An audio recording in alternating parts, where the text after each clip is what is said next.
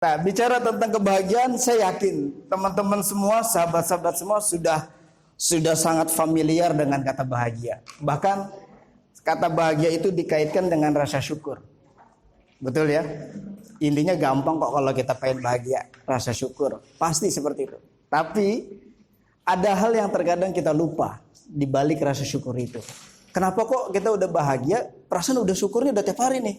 Syukur, alhamdulillah, syukur, alhamdulillah. Sampai-sampai saking sering syukurnya ada yang nyukurin. Syukur loh kan. Kena juga loh gitu ya. Ada bagian-bagian orang-orang yang lain yang membenci kita. Akhirnya pakai bahasa-bahasa syukur-syukurin gitu ya. Jadinya efeknya bukannya positif jadi negatif. Nah, pentingnya bahwa kondisi kita lagi dalam keadaan emosi, dalam keadaan yang lagi down, mungkin lagi dengan banyak masalah, entah di rumah atau di pekerjaan. Ada hal yang paling penting yang perlu kita rawat di dalam diri kita, yaitu rasa bahagia. Ya. Kalau bicara tentang bahagia, dari tatapan matanya saja saya sudah bisa melihat mana yang lagi bahagia banget, mana yang lagi bahagianya setengah bahagia, gitu. Ada yang lagi pura-pura bahagia, ada yang lagi pura-pura bahagia, gitu ya. Dari tatapannya. Saat saya bilang kelihatan dari matanya langsung pada nunduk. Nggak mau dilihat gitu ya. Ada yang memang sedang bingung berpikir tentang saya nggak tahu hari ini sedang merasakan kebahagiaan atau enggak. Ada yang berusaha untuk mengalir saja. Pasrah. Kalau bicara pasrah, sudahkah Anda ada optimal upaya? Kalau bicara pasrah, kalau kita terkadang belum optimal, belum maksimal, tapi sudah pasrah. Nah, itu bukan pasrah. Belarinya nanti next berikutnya dari kepasrahan itu adalah ketawakalan. Tawakal. Anda tidak akan pernah bisa dikatakan sebagai manusia yang tawakal. Tawakal itu apa tawakal? Berserah diri. Ya. Berserah diri, menyerahkan diri. Nah, bahagia. Kalau kita pengen bahagia harus menyerahkan dirinya kita. Tapi menyerahkan diri yang seperti apa? Ya. Dari tatapannya aja kelihatan loh, yang punya masalah sama pasangan kelihatan. Cepi paling kenceng. Ngeri sedap. Tak apa tuh. Yang punya masalah dengan cici. Ya, yang punya masalah dengan cicilan gak usah angkat tangan, kedipin matanya aja saya pak gitu. Ya. Nanti nggak enak sama teman-teman. Tapi kalau mau angkat tangan juga nggak apa-apa. Kali aja di sini ada teman-teman yang berbaik hati gitu. Oh kamu susah ya, nanti saya bantu gitu ya. Saya bantu doa gitu teman-teman. Ya. Ada yang punya masalah dengan keluarga, ada kelihatan. Ada yang punya masalah dengan anak, ada. Ada yang punya masalah dengan dirinya sendiri juga ada, yang nggak selesai. Ada yang nggak ada masalah nggak sih kamu? Ada juga, Jadi bilang ada nggak yang nggak punya masalah? Ada juga yang dia punya banyak masalah tapi nggak ngaku bahwa dia sedang punya masalah. Ketika saya tanya misalkan, kalau misalnya saya tanya misalkan, coba angkat tangan di sini siapa yang sedang punya masalah gitu, apapun masalah Anda. Ada yang diem gitu kan? Oh nggak ada, saya nggak ada masalah gitu kan? Pura-pura dia nggak diem aja, saya nggak ada masalah gitu. Nah, giliran kalau curhat deketin sama teman dekatnya udah nangis-nangis. Aduh kemarin begini bos, sedih banget, miris banget ya. Pokoknya lu kalau denger cerita gue juga pasti kebawa nangis gitu kan. Kebawa sengkara nas deh, pokoknya perih banget deh gitu kan. Sulit sampai nggak bisa cerita gitu ya. Pernah ada dari bagian dari teman-teman semua kalau misalkan punya masalah sampai bingung. Saya bingung mau cerita mulainya dari mana. Angkat tangan yang pernah merasakan seperti itu.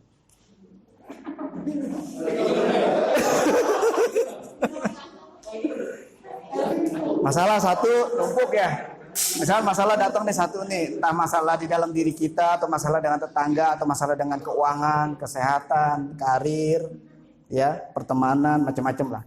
Satu belum selesai numpuk. Satu belum selesai ada lagi. Satu belum selesai ada lagi. Saking banyaknya itu masalah, ya, saking banyaknya itu datang masalah itu ke dalam diri kita, akhirnya kalau ibarat benang itu udah kusut deh. Sampai kita sulit untuk melepaskan satu-satu dari mana yang harus kita lepas. Supaya benang masalah ini terurai. Ya, diurai, dilepas satu-satu sampai akhirnya kita tahu simpul-simpul mana yang harus kita lepas. Nah, bicara tentang masalah, kalau gini, kan kita waktunya sedikit ya, nggak banyak. Jadi saya ingin buat teman-teman semua, kalau ada yang ingin bertanya, langsung aja angkat tangan. Ya, jadi kita ada sesi motivasinya. Saya pengen ngangkat, menumbuhkan satu value di dalam hati teman-teman. Mudah-mudahan ini hasilnya bisa permanen, supaya kalau udah mulai down kita harus tahu harus apa. Ya. Jadi saya nggak buka sesi tanya jawab secara khusus. Jadi kalau misalnya Pak, saya ingin bertanya bagaimana caranya gitu, mengapa, gitu ya. Jadi biar kita ada diskusi. Soalnya kalau bicara tentang masalah ini enak banget, ya, seru banget. Mas next mas. Jadi kalau bicara tentang masalah tuh, kalau menurut Georgios itu orang perlu untuk menggunakan semua kekuatan akal maupun fisiknya. Kalau bicara tentang kebahagiaan, untuk mencapai setiap keinginan yang ia miliki. Ini seorang filsuf Georgios ini, karena di dalam pencapaian keinginan itulah terletak kebahagiaan. Kalau versi filsuf begitu, ya, versi barat begitu. Kebahagiaan dikaitan adalah proses pencapaian. Ada yang dikejar, ada yang diraih. Betul ya? Tapi kalau kita lihat, kalau saya pengen membandingkan antara teori barat dengan teori Islam. Bagaimana dengan konsep Islam? Bicara tentang dalam kebahagiaan. Sudah dijelaskan di dalam surat An-Nisa ayat 57. Bismillahirrahmanirrahim. Wallazi na'amanu wa 'amilus solihati sanudkhilhum jannatin tajri min tahtihal anhar khalidina fiha abada. Lahum fiha azwajum mutahharah wa nudkhilhum zilla zalila. Nah, dan orang-orang yang beriman dan mengerjakan amal-amal yang soleh, kelak akan kami masukkan mereka ke dalam surga yang di dalamnya mengalir sungai-sungai. Kekal mereka di dalamnya. Mereka di dalamnya mempunyai istri-istri yang suci dan kami masukkan mereka ke tempat yang teduh lagi nyaman. Dalam ayat sini saya tinggal membahas dari sisi istrinya ya. Nanti yang perempuan, terus saya suami nggak dibahas Pak. Di sini, ya. Kalau ini bicaranya udah bicara tentang surga sama neraka, beda. Karena kalau di Islam rasa bahagia itu bukan dikejar. Perhatikan ya, dalam konsep Islam Allah mengajarkan sama kita bahwa bahagia itu bukan dikejar, bukan diraih. Ya teman-teman nih pengen, saya pengen hidup saya jadi lebih sukses secara karir. Wah, kejar karir. Berangkat pagi, bagus, disiplin dijalanin, job desk-nya sesuai, deadline selesai, sesuai deadline pekerjaan, bagus semuanya. Ya, sampai nggak disuruh lembur dia lembur. Ya, sampai nggak disuruh lembur dia lembur gitu ya kan? Sampai segitunya gitu. Ada berusaha untuk yang benar-benar dikejar sama dia. Kalau kita kejar, kalau orang lagi berlari kita bekerja, dampaknya apa sih? Kalau kita lari nih, olahraga lari, dampaknya apa? Lelah, capek. Jadi kalau kebahagiaan kita ingin kejar dan kita ingin cari solusinya, semakin kita cari solusinya, semakin capek. Perhatikan ya. Sedangkan kita punya upaya harus menyelesaikan masalah. Entah masalah dalam keluarga, keuangannya kita, karir kita. Semakin kita berusaha untuk kejar, untuk menyelesaikannya, semakin lelah, semakin capek. Jadi kalau di dalam konsep Islam itu, bahwa bahagia itu bukan dikejar, bukan dicapai. Saya ingin mencapai kebahagiaan saya. Saya ingin punya pasangan yang bisa mengerti saya. 10 tahun. Ada yang sudah menikah sampai 10 tahun? Ada? Angkat tangan. Usia pernikahannya? 10 tahun? 10 tahun lebih? Nah, yang 5 tahun? Yang masih lebih muda 5 tahun? Ada yang sudah di atas 20 tahun ada? Oh, Pak Riko senior. Pak Riko, anak berapa, Pak? Oh, Ibu.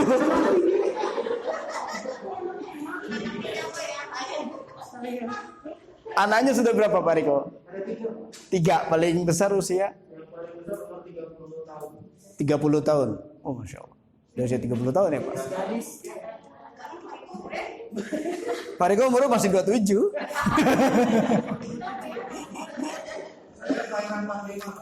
Oh, keluar apa?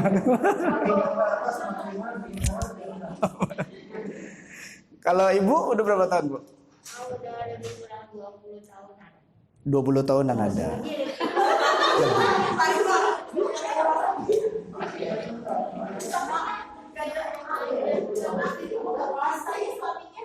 Coba buat teman-teman yang sudah menikah, khususnya yang masih usia pernikahannya masih muda, ya kita coba kita tanya, diskusi masalah pernikahan gitu ya. Pak Riko pernikahannya sudah cukup lama. Pak, ketika usia sampai pernikahan sampai 20 tahun lebih, masalah dengan istri itu masih ada apa enggak, Pak?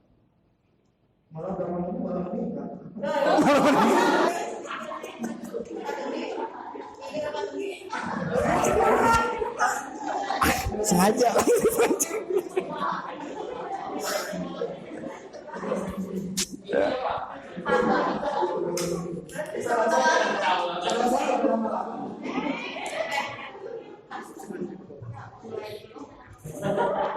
Ya, karena kalau bicara masalah itu dia nggak akan melihat umur tuh. Masalah itu nggak akan melihat usia dia. Sekalipun orang itu senior. Ya, semakin tinggi pengetahuannya, semakin dia banyak wawasannya, semakin banyak masalah. Tapi beda ya, buat orang yang berilmu ketika dihadapkan dengan banyak masalah itu menaikkan derajatnya. Beda orang yang banyak masalah tapi dia tidak pernah belajar dari masalah.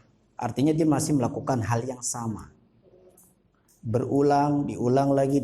Jadi derajatnya, ya, derajat kemuliaannya itu belum naik. Nah, yang dialami oleh misalkan Pak Riko atau teman-teman semua gitu ya, kalau misalkan lagi menghadapi masalah, simple kok. Cek aja ke dalam diri kita. Masalah yang kita hadapi ini sebenarnya sedang menaikkan level kemuliaan kita di hadapan Allah atau sedang menurunkan derajat kita di hadapan Allah. Cara ngeceknya gimana? Kok masalah itu datang lagi? Datangnya sama. Kalau datangnya baru, biasanya tuh menaikkan level kemuliaan. Kalau sesuatu masalah datangnya baru, itu naikkan level kemuliaan kita. Kalau datangnya masalahnya sama, itu kita disuruh belajar sama Allah. Kita disuruh memperhatikan, belajar tentang ilmu sabar. Ya, coba deh, next Mas. Lagi? Nah, ini penjelasannya. Next lagi. Nah, ternyata di saat kita punya masalah, kita tuh lagi dilatih sama Allah untuk menjadi manusia yang baru. Ya, kita sedang dilatih untuk menjadi manusia yang baru. Kalau di dalam surat Al-Ankabut ayat 2-3 itu sudah jelaskan apakah manusia itu mengira bahwa mereka akan dibiarkan mengatakan kami telah beriman. Tanda kutip. Kami telah beriman, tanda kutip. Ternyata kebahagiaan diposisikan sederajat dengan keimanan. Pak, saya udah hijrah loh, Pak. Ada teman saya nih. Dia ex-bank konvensional, ceritanya hijrah lah. Berusaha untuk meninggalkan riba. Pada saat dia hijrah, masalahnya bukan satu yang muncul. Banyak banget yang muncul. Tiba-tiba penghasilannya jadi berkurang. Ya, karena keluar pekerjaan, dia coba untuk usaha sendiri, dia jalani jadi karirnya dengan berdagang. Ya. Penghasilannya berbeda pada saat dia sedang bekerja. Pendapatannya berkurang, otomatis pasangan hidupnya merasakan ada hal yang kurang juga. Yang biasanya setiap bulan bisa beli make up, yang biasanya tiap bulan bisa beli jilbab baru, yang biasanya setiap bulan bisa beli gamis baru, tapi nyatanya di saat dia keluar, kebiasaan itu sudah mulai hilang. Sebagai seorang wanita, karena dihadapkan dengan masalah yang baru itu, dia merasa tidak nyaman dengan situasi seperti itu. Sampai ujung-ujung istrinya minta cerai. Persis itu menginjak kejadian itu 1 tahun setelah dia keluar kerja. Ujiannya semakin parah. Tapi perhatikan, ujian di sini kalau teman-teman lihat sebenarnya sedang meningkatkan levelnya dia atau menurunkan derajatnya dia. Buat seorang suaminya dan keluarganya, terutama dalam keluarganya. Sedang dia naikkan level menjadi pribadi yang lebih mulia atau sedang menurunkan kemuliaannya? Meningkatkan kemuliaannya. Ya. Dihadapkan terus jalan. Nah, sampai ketemu titiknya si istri ini mengalami tingkat stres yang tinggi. Hampir-hampir tanda kutip gokil. Gokil. Gila. Iya, bahkan perilaku untuk bunuh diri yang disebut Bu Cepi ada. Karena mendengar bisikan itu. Kalau ketemu udah sama Ustaz, wah ini udah diruqyah aja deh, simpel aja udah diruqyah, beres gitu ya. Nah, itu sebenarnya perang batin. Situasi seperti itu buat teman-teman semua kalau misalkan dihadapkan dengan masalah-masalah baru, kok dapat masalah baru, ada perilaku kita yang beda gitu ya, marah atau gimana, muncul sesuatu perilaku kita jadi baru. Gara-gara dia gue jadi begini, gara-gara si Anu gue begini, gue jadi begini. Itu normal, ya, wajar. Seorang suami punya masalah dengan pekerjaannya, karirnya, tingkat stresnya tinggi, perilakunya berubah sama pasangan, wajar, normal. Setiap orang ketika dia didapatkan sebuah ujian baru, terjadi perubahan perilaku, itu dikatakan normal dan wajar. Tahapannya masih di situ dulu. Ya, tapi kalau menjadi habit, ya, kalau ternyata perilakunya menjadi sesuatu yang negatif lalu dijadikan habit, kebiasaan, maka itu bukan kewajaran. Berarti ada something yang harus diselesaikan, dibereskan di dalam hatinya dia. Kaitannya apa tadi? Iman. Berarti apa? Bicara tentang kebahagiaan yang paling utama adalah connectedkan kita nih, hati kita sama Allah. Kalau ada orang yang bilang, oh saya sudah beriman, saya percaya, saya yakin gitu bahwa kejadian ini akan menjadi lebih bagus, akan nanti ke depan akan jauh lebih baik buat saya. Tapi kok masalahnya datang lagi? Berarti Anda belum beriman. Berarti Anda belum percaya bahwa Allah bisa menyelesaikan masalah itu. Kenapa saya bilang kenapa ini jadi sering pusing? Karena kita sering kali menjadi posisinya, perasaannya kita seperti sedang menggantikan posisinya Allah. Kita tanpa sadar itu kita pernah menjadi Fir'aun kecil. Ya, jadi kalau saya nyebutin itu tanpa sadar kita pernah menjadi Fir'aun kecil. Ya, menjadi Tuhan tanpa kita sadari. Di mana posisi kita pada saat kita ingin menjadi Tuhan? Ya, ada masalah satu, kita pengen selesaiin satu nih. Oh ya kan ada, saya kan harus tetap dong, harus ada ikhtiarnya dong. Kita selesaikan, ngomong sama si A baik-baik, ngomong sama si B, tapi nggak ngerti-ngerti juga. Terus saja kita dibenturin terus. Kita ngomong lagi, dibenturin lagi. Ngomong lagi, dibenturin lagi. Nggak pernah selesai masalahnya. Semakin kita pengen nyelesain masalahnya, tadi ya, job desk-nya Allah kita ambil. Job desk-nya kita ambil, kita berusaha untuk menyelesaikan masalahnya. Tapi yang terjadi nggak pernah selesai. Karena kita udah, padahal kita sudah punya upaya, sudah ikhtiar, tapi kita terus pengen masalah itu selesai. Selesai bukan karena Allah, tapi karena tangan kita sendiri, tanpa kita sadar. Prosesnya kita lupa. Lupa karena apa? Karena lupa pada saat kita mendapatkan masalah, kita lupa untuk minta sama Allah yang Maha Pemilik hati agar orang yang sedang bermasalah dengan kita, hatinya dibalikkan sama Allah menjadi lebih baik. Dan kita minta berdoa sama Allah agar hati kita dikuatkan jadi lebih baik. Itu jadinya. Kebahagiaan kalau kita bicara ingin merawat, yang paling penting bicaranya konteksnya sama dengan iman. Bicara tentang keimanan berarti butuh kemampuan yang namanya melihat sudut pandang dari sisi yang berbeda. Kalau bahasa kerennya namanya reframing. Atau teman-teman semua belajar tentang ilmu hikmah. Di dalam hadisnya Rasulullah, hadis riwayat Bukhari, Rasulullah mengingatkan sama kita, kalau kita punya sahabat, punya teman, ikutin dua orang ini. Yang satu, dia yang senang belajar tentang ilmu hikmah, yang memiliki ilmu hikmahnya tinggi. Yang kedua, orang yang gemar membelajarkan hartanya di jalan Allah. Orang yang suka berinfak dan bersedekah. Ikutin dua orang ini. Ya. Orang yang bisa mengambil hikmah, perhatikan.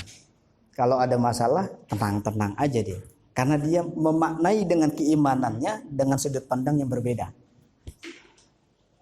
Ya, memaknai dengan sudut pandang yang berbeda. Masalah kita tuh banyak banget. Dari keluarga, kesehatan, teman, tetangga, karir, keuangan. Bahkan di pemerintah Kabupaten Bekasi, dari hasil survei saya, riset saya, khususnya dari Dinas Pendidikan, guru-guru berarti ya, dari Dinas Pendidikan itu 85% masalah-masalah yang dialami oleh guru-guru itu cuma satu, paling tinggi ya, itu keuangan. Yang kedua, masalah keluarga, yang paling tinggi. Ketika kalau misalnya kita tanya, apa memang guru-guru sekarang masih kurang sejahtera? Saya belum tahu sih kalau UMR guru, khususnya pegawai negeri. Kalau swasta mungkin beda ya dengan pegawai negeri, mungkin agak lebih tinggi. Gitu. Apalagi yang honorer.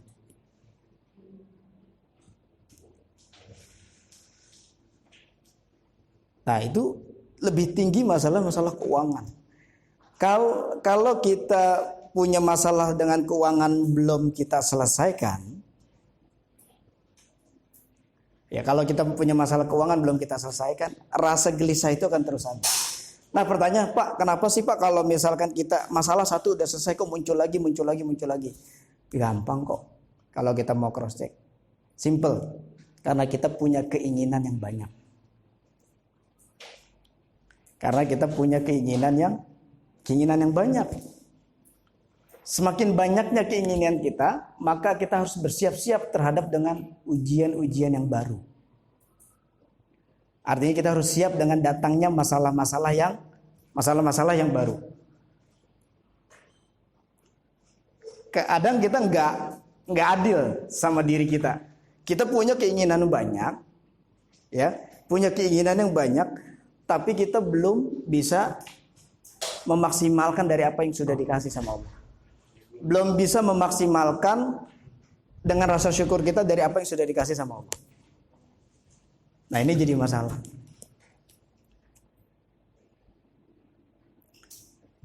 Coba buat teman-teman, apa yang paling berarti buat hidup Anda? Apa Ibu? Keluarga. Oke. Sampai. Pak? Orang tua. Ibu? Iman. Pak Riko? Apa? Apa yang paling berarti buat Bapak? Iman. Ada yang namanya Iman? Di sini sangat digemari dia berarti. Oh Bapak? Iman. Ibu yang pojok? Apa yang paling berarti buat ibu dalam hidup ibu? Keluarga. Ibu yang depan? Keluarga. Berarti udah jadi dua kubu nih, ini keluarga nih Imam.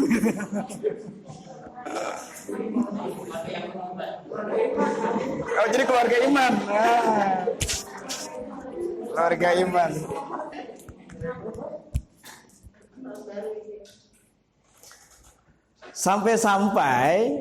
Sampai-sampai kita lupa sebenarnya sama sesuatu yang berharga.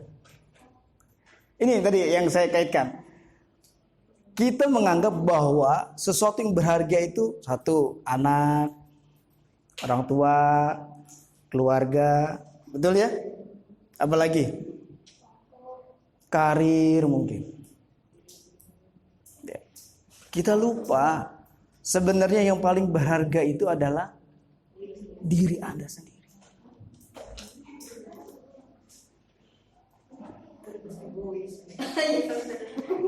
Kita lupa, saking banyaknya kita ingin memberikan penghargaannya ke orang lain, ya. Semuanya kita kejar, karir segala macam gitu ya. Sampai kita kadang-kadang lupa dalam mengejar karir, kita bisa sikut kanan sikut kiri sesama teman rekan kerja kita, ngejelekin, gibah segala macam. Kita lupa hanya demi untuk memberikan penghargaan yang terbaik untuk keluarga. Kita lupa, kita nggak menghargai diri kita sendiri. Bahwa diri kita itu adalah yang paling berharga. Nah pertanyaannya, hari ini sudahkah Anda menghargai diri Anda sendiri? Dimulai dari Anda bangun tidur tadi pagi. Bangun tidur, ya Allah, alhamdulillah saya masih utuh. Jarinya nggak ada yang hilang satu. Alhamdulillah suami tiba-tiba ngebanguninnya masih lembut, gitu ya. Yang bangun sholat subuh. Ya, alhamdulillah alarm masih baik banget alarm, masih ngebangunin tiap hari itu misalkan. Meskipun suami nggak ngebangunin, alhamdulillah masih ada alarm yang ngebangunin gitu. Meskipun istri nggak pernah ngebangunin, alhamdulillah masih ada alarm.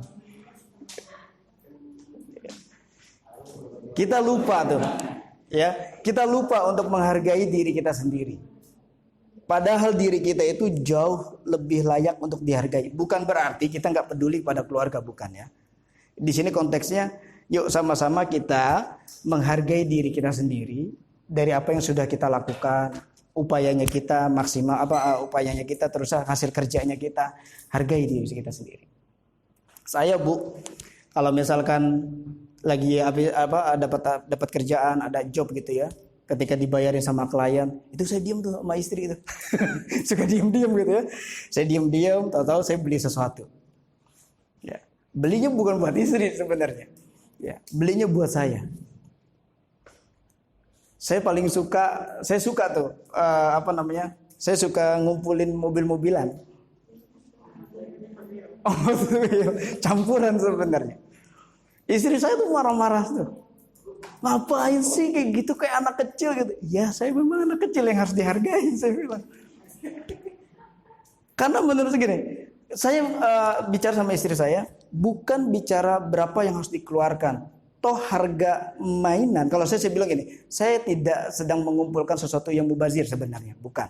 Tapi ini cuma bagian dari pemberian reward aja buat diri saya.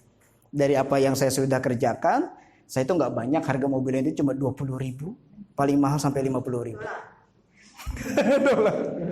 Tapi ketika dijual bisa melesat gitu kan. Karena saya niatnya bukan sekedar koleksi, tapi investasi gitu di bagian kalangan orang-orang tertentu yang memang suka mobil-mobilan itu. Oh itu istri saya tuh marah-marah, kadang-kadang tahu-tahu datang paket gitu. Apaan tuh mobilan lagi, marah-marah istri saya.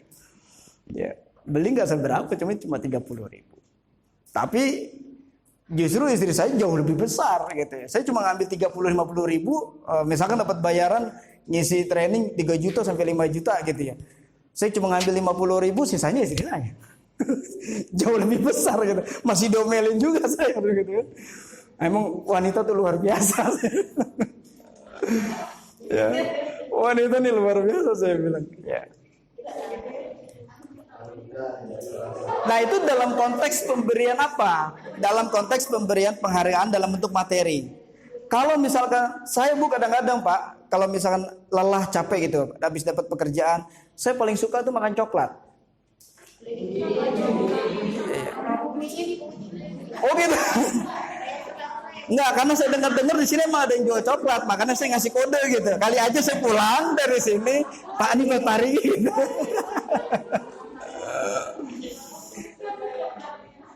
Saya paling suka coklat, ya. Saya kalau misalkan lagi iseng gitu suka sendiri, pulang nih capek kerja, saya mampir ke Alfa, ke Indomart, gitu ya. Beli yang enggak besar kok. Saya beli yang cuma ukuran kecil yang 7.000-an. Ya, silver gun. Kalau makanan enggak kan langsung habis, Bu. Saya di jalan ambil makan, di jalan kan ambil makan gitu. Udah nikmatin aja. Tujuannya untuk apa? Rasa mensyukuri buat diri sendiri. Ya. Sekarang sih suka ngomong sama diri sendiri, lu patut dihargai kok. Nggak usah jadi payah. Hargai. Ya. Ngomong suka kadang gitu, ya. Kalau misalkan di tempat kerja terjadi persaingan antara rekan kerja, kita diomongin yang jelek-jelek, digibahin misalkan. Padahal sejerinya misalkan hasil kerjaan kita, apa yang kita bantu buat teman-teman kita itu juga sudah bagus gitu ya.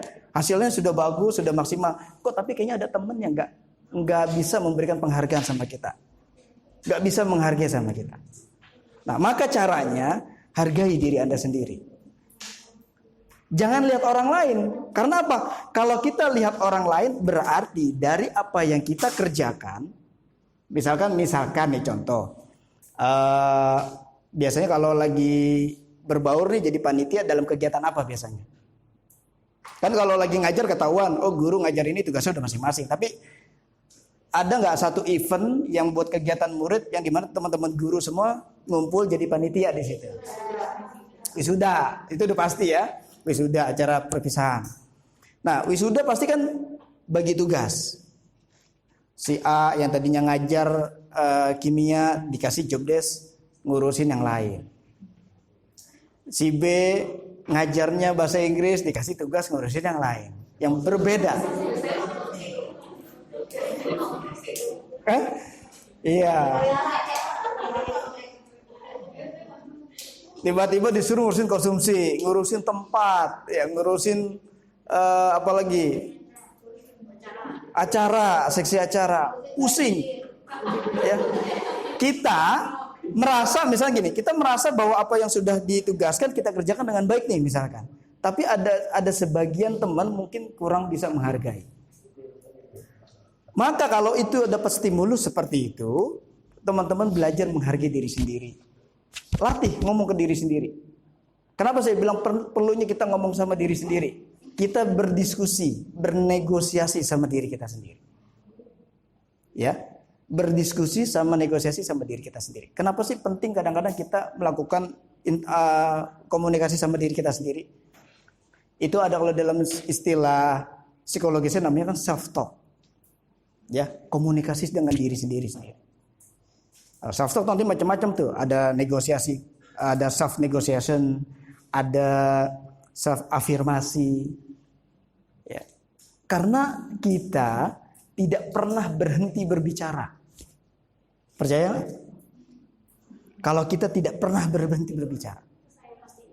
Tidur, kita berhenti. Yakin? Bisa kita ngigo, bisa kita mimpi. Kita mimpi berarti kita sedang berkomunikasi tuh, dalam mimpi. Kita nggak pernah berhenti berbicara. Diamnya Anda di belakang, ya saat ini sedang memperhatikan saya. Diamnya Anda pun sedang berbicara. Ya. Minimal ada yang bicara, ini keren juga Pak Riki ini.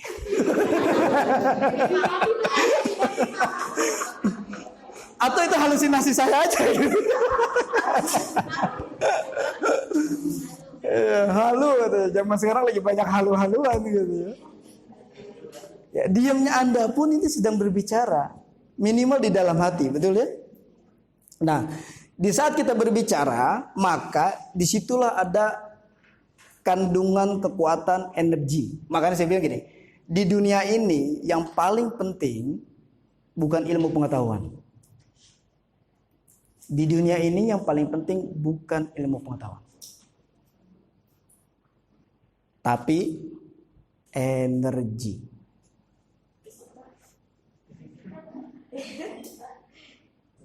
Ya, bukan berarti kita mengabaikan ilmu yang lain, bukan. Tapi yang paling penting itu utama adalah energi. Energi kan ilmu fisika, Pak. Ya, energi. Kenapa saya bilang energi? Tahu energi itu energi apa? Kekuatan alam, apalagi? Oh, ini Pak Riki udah ngomongin yang goib-goib nih. Ada energi apa? Energi apa? Positif, energi positif. Ya. Nggak kelihatan energi itu. Hari ini duduknya Anda di sini, ya, dan hari ini berdirinya saya di sini, itu bukan sebuah kebetulan. Betul ya? Bisa jadi ada frekuensi kesamaan energi di sini. Dan entah kenapa saya juga ketika ingin menyampaikan materi ini, saya juga nggak tahu kenapa saya ingin menyampaikan materi ini. Sampai tadi pagi pun Bu Nelly WhatsApp saya, Pak, punten nanti siang jadi ya, kata Bu Nelly. Insya Allah Bu, gitu. Saya belum tahu materi apa yang saya sampaikan. Setengah 12 siang persis saya baru dapat. Oh iya, saya ingin menyampaikan tentang merawat kebahagiaan. Nggak tahu saya juga. Nggak tahu saya. Kenapa saya ingin menyampaikan ini? Karena bisa jadi ada satu frekuensi yang sama antara teman-teman semua dengan saya. Ya. Mungkin nggak semuanya, tapi mungkin sebagian tetap ada. Ada yang berusaha untuk pengen lepas dari masalahnya. Ada yang sudah, Pak, saya sudah bisa melepaskan, tapi saya pengen lebih up lagi, Pak. Jauh lebih bahagia lagi, jauh lebih suka lagi, lebih senang lagi, lebih ngeplong lagi hidup saya, Pak. Jadi kalau ngejalanin karir, kalau lagi aktivitas saya bisa tegap, mantap, saya percaya diri. Akhir-akhir ini saya nggak percaya diri, Pak. Saya sering lesu, lemah. Saya jadi, iya, si COVID disalahin gitu ya. Kalau misalkan kita nyalahin si COVID, wah ini gara-gara COVID gitu ya. Gue jadi begini. Paling kalau teman yang positif pikiran gini, emang lu doang yang kayak begitu, gue juga kali gitu. Emang lu doang yang susah, gue juga susah gitu kan. Percuma kita di masa pandemi seperti ini kita mengeluh kepada teman, menceritakan keluhan-keluhan kita tuh sama teman percuma. Karena apa? Sama. Temennya juga sama. Bisa jadi lagi mengalami kesulitan. Yang ada kalau misalkan teman yang senang bercanda, kita mungkin akan dinilai gini, ya lu nyeritain masalah gue aja belum selesai. Yang ada lu datang ke gue nambah masalah. Nah, disinilah pentingnya kita merawat kebahagiaan itu. Apapun situasinya, apapun kondisinya, sekalipun masalah COVID seperti ini, kita berusaha untuk tetap bahagia. Ya. Karena bahagia itu ada di dalam diri kita. Bagaimana mungkin Anda bisa bahagia sedangkan Anda tidak beriman sama Allah? Anda tidak percaya terhadap apa yang Allah punya. Anda tidak percaya dengan apa yang Allah mampu. Anda tidak percaya dengan kekuasaannya Allah. Allah bisa A, bisa B, bisa C, bisa D. Enggak. Anda masih ragu. Bagaimana mungkin Anda bisa bahagia kalau Anda sendiri belum bisa mempercayai itu? Mempercayai dari sifat-sifatnya Allah. Ya. Jadi kuncinya untuk merawat itu dari Asmaul Husna itu bisa kita pelajari. Allah Maha Segalanya. Kita yakin apa yang Allah punya bisa menyelesaikan masalah-masalah kita. Kalau di pertemuan sebelumnya mungkin sama guru-guru saya udah sering bicara ya. Kalau yang sudah sering saya sampaikan juga bahwa kita seorang muslim itu enak banget sebenarnya. Dilahirkan dalam keadaan Islam itu enak banget. Ya. Kenapa? Karena Allah udah ngasih tahu kalau kita punya masalah, solusinya sama Allah bukan selesaikan masalahnya, tapi jadikanlah sabar dan sholat sebagai penolong. Surat Al-Baqarah ayat 153 kalau nggak salah.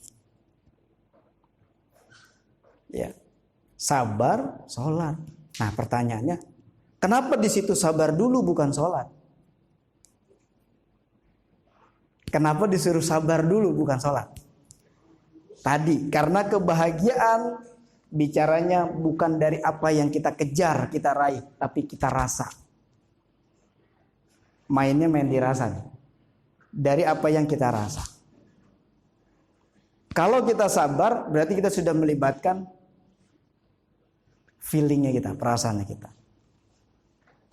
Ada istilah gini, kecerdasan rasa itu jauh lebih penting. Gini, penting mana? Positive thinking atau positive feeling?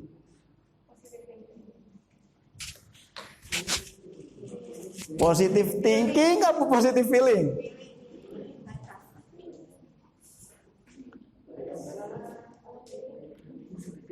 Feeling.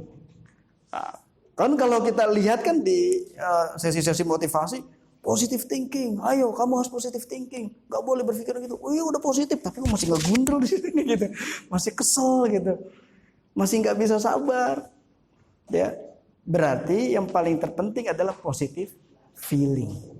Anda harus bisa merasakan hal-hal yang baik dan hal-hal yang positif.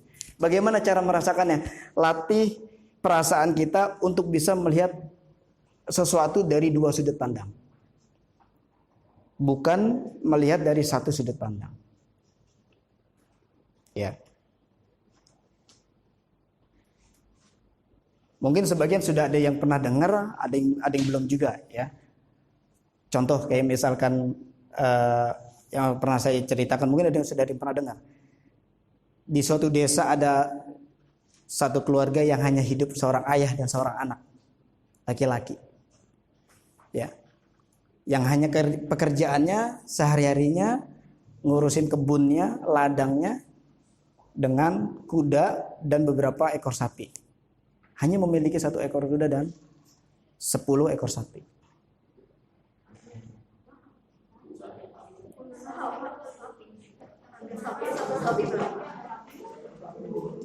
Iya, saya bukan bicara tentang dia mampu. Kalau kita lihat dari sini, keluarga ini sebenarnya orang beruntung apa enggak? Beruntung enggak? Punya 1 ekor kuda, 10 ekor sapi. Punya ladang luas. Beruntung. Ya. Sampai suatu hari ternyata Allah menguji kepada keluarga ini. Ya. Pada saat menggembala, anaknya lagi menggiring naik kuda, 1 ekor kudanya dipakai sama dia untuk menggiring sapi-sapinya. Terus dia turun dari kudanya, tiba-tiba kudanya lari ke tengah hutan. Pada saat lari ke tengah hutan, kudanya belum kembali lagi, dicari sama dia belum ketemu. Sampai besoknya ketika dia menggiring sapi-sapinya untuk menyelesaikan ladang-ladangnya tadi yang di sawah, itu menjadi kesulitan karena ngejar sapinya itu jadi susah. Yang tadinya bisa dibantu dengan tenaga kuda, tapi ternyata di hari besoknya dia nggak bisa. Dalam situasi ini, kondisi keluarga dirugikan atau tidak? Ya, dirugikan. Dan ternyata keesokan harinya, selang 1 minggu kemudian, 1 ekor kuda yang lari dari rumahnya, dari ladangnya ke hutan, dia membawa sekawanan, segerombolan kuda-kuda liar dari hutan. Dan anak muda ini punya kemampuan menjinakkan kuda tersebut dan melatih kuda tersebut. Sampai kuda itu kurang lebih hampir sama dengan jumlah sapinya, yaitu 10 ekor kuda. Dilatih sama anaknya untuk bisa menggiring sapi-sapinya, kalau misalnya ada yang lari jauh dikejar lagi, didatengin lagi untuk ke ladang supaya nggak lari. Dalam situasi ini keluarga tersebut diuntungkan atau tidak? diuntungkan. Ya. Namanya anak muda, ya, namanya anak muda habis dia latih kudanya, habis dia jinakan kudanya, dia membuat atraksi pertunjukan. Dia membawa kudanya dengan 2 kuda, 1 kuda ditaruh di kaki kanan, 1 kuda di kaki kirinya. Dia berdiri di atas kuda, dia menunggangi dengan cara berdiri. Pada saat seperti itu, dia lagi senang-senang, tiba-tiba anaknya terjatuh. Kakinya patah. Sampai akhirnya dia tidak bisa membantu ayahnya, dan kudanya tersebut tidak ada yang menungganginya. Tidak ada yang untuk bisa ditunggangi untuk bisa membantu menggiring sapi-sapi. Situasi tersebut membuat keluarga tersebut merasa dirugikan atau tidak? Dirugikan. Ya, karena kondisi kaki anaknya patah. Dan ternyata keesokan harinya pemerintah pusat menyampaikan bahwa kondisi negaranya dalam keadaan yang genting, harus berperang. Dikeluarkan surat keputusan bagi keluarga yang memiliki anak muda, laki-laki, sehat, harus segera ikut latihan militer. Dan wajib ikut berperang. Dicarilah tuh jenderal-jenderal masuk ke desa-desa. Ditemukanlah keluarga ini. Di saat anaknya mau diambil, anaknya dalam keadaan sedang sakit. Dan si ayahnya hanya punya 1 keluarga, yaitu anaknya saja. Akhirnya karena melihat kondisi anaknya sedang sakit, akhirnya anaknya tidak diambil untuk ikut berperang. Dalam situasi seperti itu, keluarga itu diuntungkan atau tidak? Diuntungkan. Jadi cerita yang dari awal sampai tadi saya sampaikan, sebenarnya ini bicara tentang apa? Untung rugi. Itu jadi kayak orang dagang ya. Ya. Situasi tersebut bicara tentang masalah rasa syukurnya kita. Kemampuan melihat sudut pandang masalah. Kita menganggap satu, nggak nih rugi nih buat saya nih. Saya nggak begini. Ternyata besok Allah ngasih sesuatu yang beda. Jauh lebih bagus buat kita, jauh lebih baik. Ya. Allah itu kalau ngasih ujian bersamaan kesulitan, bukan setelah ya, setelah kesulitan datang kemudahan, tidak. Di dalam kesulitan, ya, di dalam kesulitan bersamaan itu ada kemudahan. Dia beriringan tuh. Beriringan. Nah, cuma yang jadi masalah adalah selama ini kita menyikapi sebuah masalah itu dengan melihat kesulitannya. Bukan melihat kemudahannya. Padahal bersamaan itu ada kemudahan. Nah, ini yang jadi kok masalah nggak selesai-selesai. Ya karena kita tadi fokusnya di kesulitan. Fokusnya di kesulitan. Ya. Nah, kenapa kita fokusnya kesulitan? Akhirnya masalah itu datang lagi. Tadi kita bicara tentang energi. Di saat Anda sedang berpikir, merasakan adanya kesulitan, kesulitan itu datang lagi. Kesulitan itu datang lagi. Ya, jadi yang paling terpenting adalah ini handphone saya kayaknya. Saya lupa silent. Saya silent dulu ya.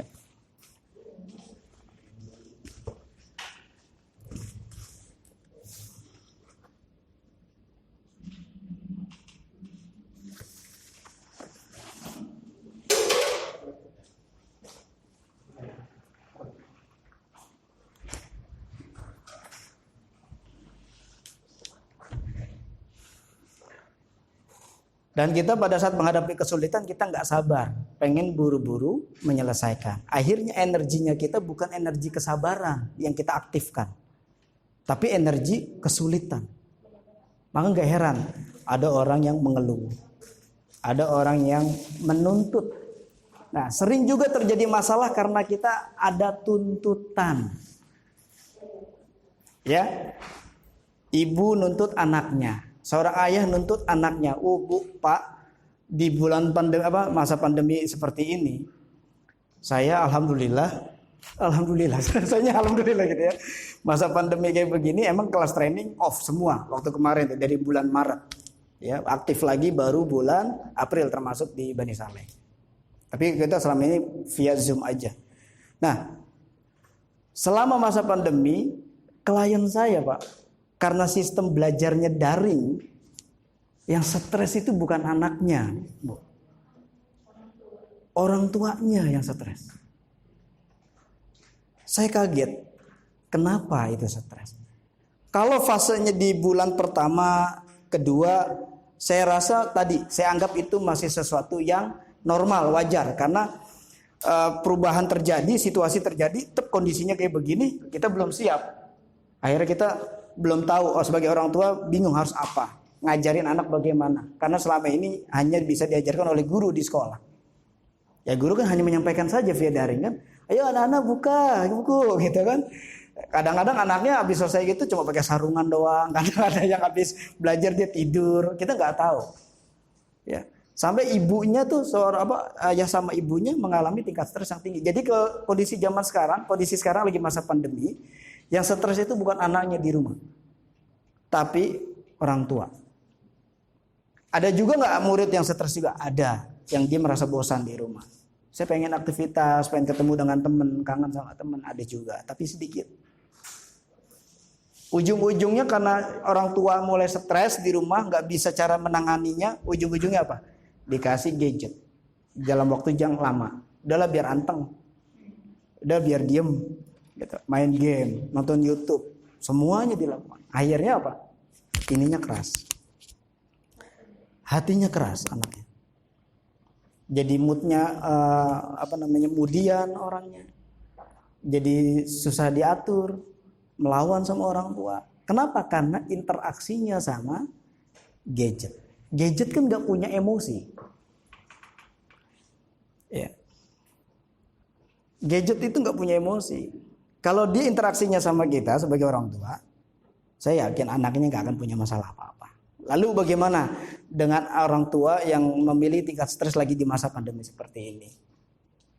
Ya, kalau saya rasa orang tua sekarang harus perlu adanya continuous learning. Belajar berkelanjutan. Kalau kita mau resapi sama-sama, kalau kita stres lagi menghadapi anak-anak, ponakan misalkan yang belajar di rumah, bisa jadi kitanya emang yang kurang belajar. Pernah dengar gak ada orang tua gini, wah materinya susah-susah. Anaknya biasa aja. Mah bantuin dong mah, yang ini belum dijelasin sama guru. Tapi kalau yang bab sebelumnya aku udah bisa, udah ngerti, udah aku kerjain. Wah materinya susah gitu. Oh saya nggak bisa. Itu jelas menunjukkan bahwa kita sebagai orang tua tidak ada continuous learning dan menjadikan sekolah ini sebagai tempat penitipan anak. Tanggung jawabnya dipindahkan oleh ke lembaga. Kalau kita mau resapi sebenarnya ini situasi yang momen yang sangat bisa kita lihat perilaku orang itu muncul di zaman-zaman muncul aslinya itu di masa pandemi.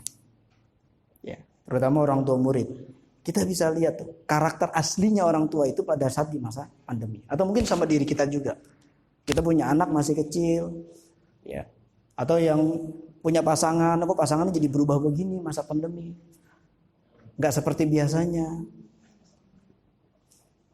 Ya, ngobrol sama kita aja di maskeran, tidak dipakai masker ya di rumah. Jaga jarak gitu, suami istri jaga jarak. Gitu ya. Nah itu juga jadi masalah. Itu terus aja seperti itu.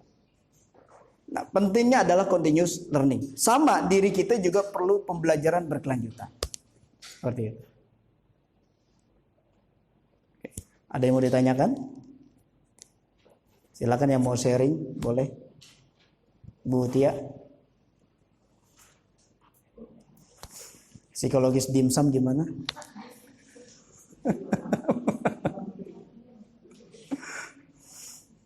Bu Cepi, ada yang mau ditanya?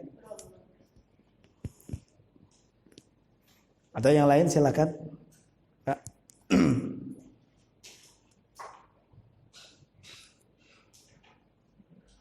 Kadang kalau ketika saya yang mau bertanya nggak ada, nanti giliran selesai masalah nih, Pak, boleh nggak ngobrol sebentar?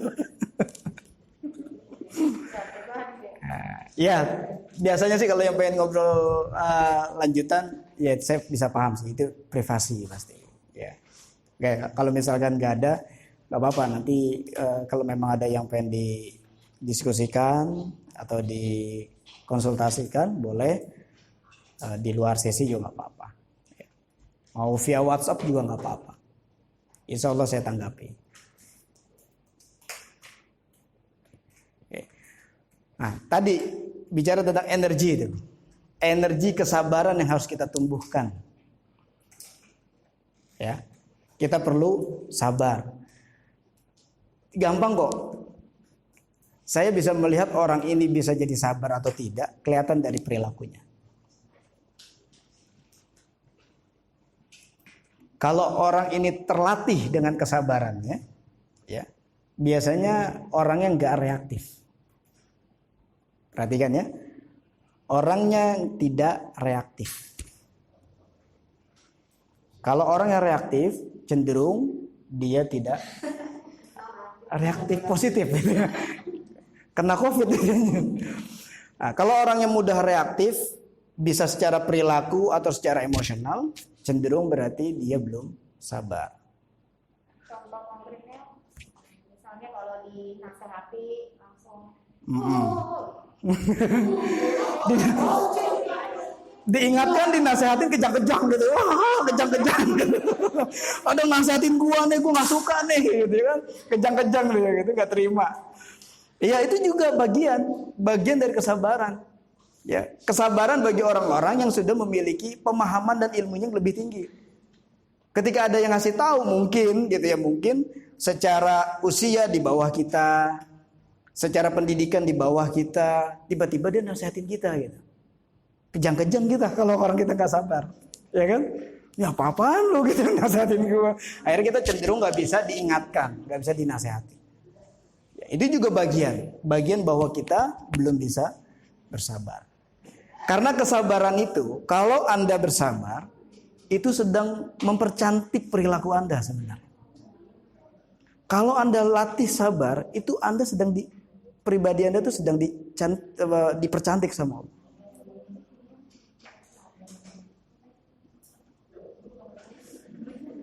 Contoh nih ya, mungkin kalau kita dihadapkan masalah, kalau kita benturkan, sakit, siapa yang sakit? Masalah datang nih dari orang tua, suami, anak, keuangan, kesehatan.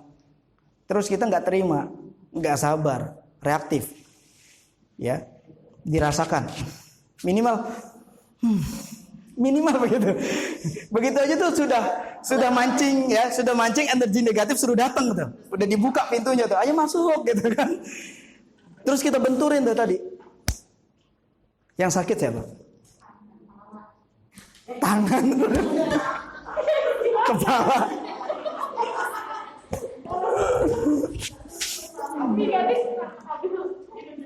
Yang sakit kita sendiri. Ini masalah datang nih dari suami, dari lingkungan, situasi, kondisi, anak, semuanya nih. Kita nggak sabar, ya, untuk melewati itu, kita benturin. Kita balik keras ke orangnya, kita balik marah ke dia, kita balik terus aja ke situ ya. Kita nggak terima intinya, nggak terima terhadap situasi, nggak terima masa-masa pandemi seperti ini. Kita benturin. Yang sakit siapa? Kita yang sakit.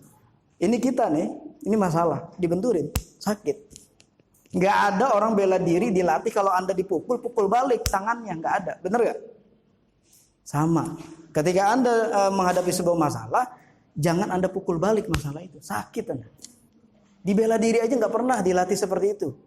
Kalau ada musuh datang, mukul, Anda tangkis. Ya. Kalau enggak Anda tangkap tuh. Puter-puter. Baru banting. Gitu kan. Nah, begitulah caranya kita dalam menyikapi masalah. Nah, waktu kita tangkis, kita banting, kita tangkap, kelihatan sama orang yang nonton keren nggak? Kalau dalam sebuah pertandingan, orang itu dipukul tapi bisa lo cetak gitu kan, bisa ditangkis, bisa dibanting musuhnya, keren nggak yang nonton? Kalau kata yang nonton, sama.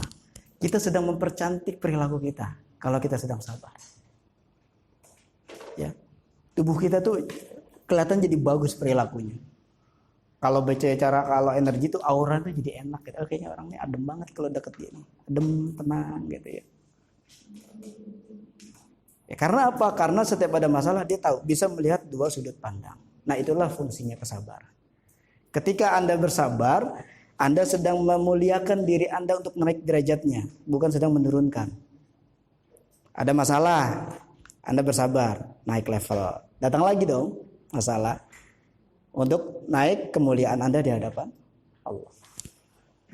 Anda bisa bersabar lagi, Anda semakin cantik perilakunya. Hati Anda semakin bagus. Ya.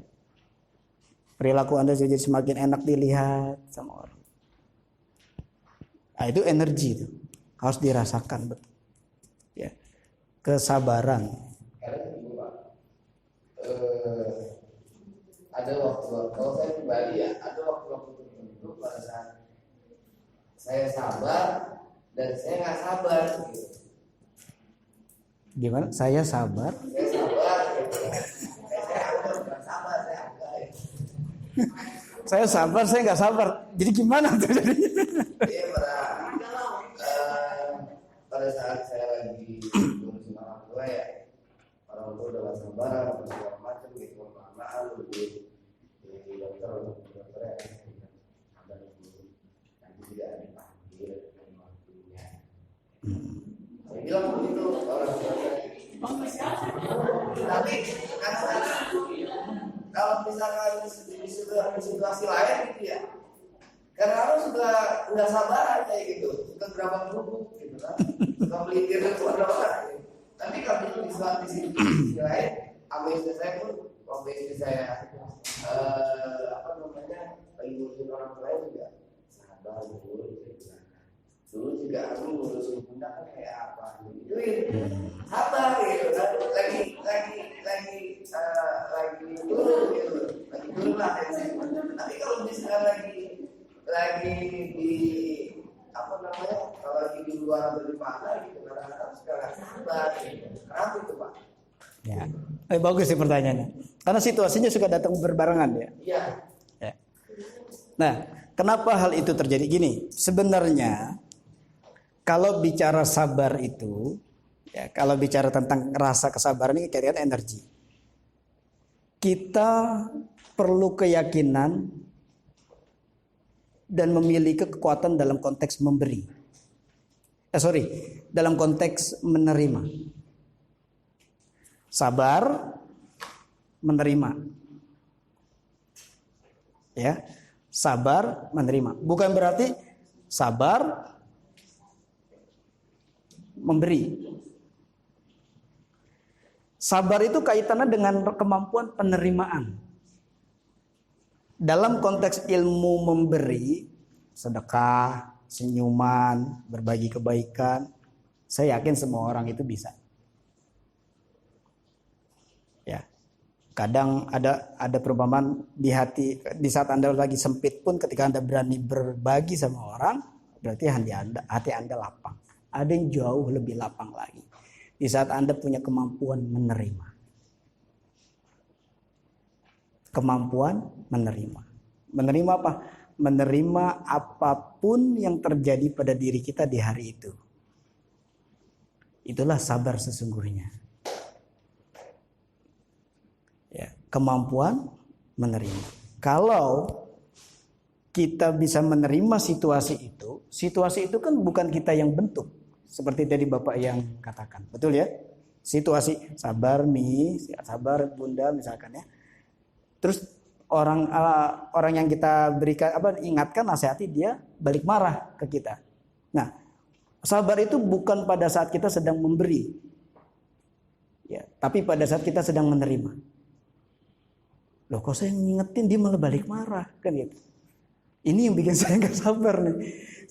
Disuruh sabar dia malah balik kenceng gitu. Nah, karena kalau kata Allah, Anda sudah mengatakan kesabaran, maka kesabaran Anda pun harus dilatih.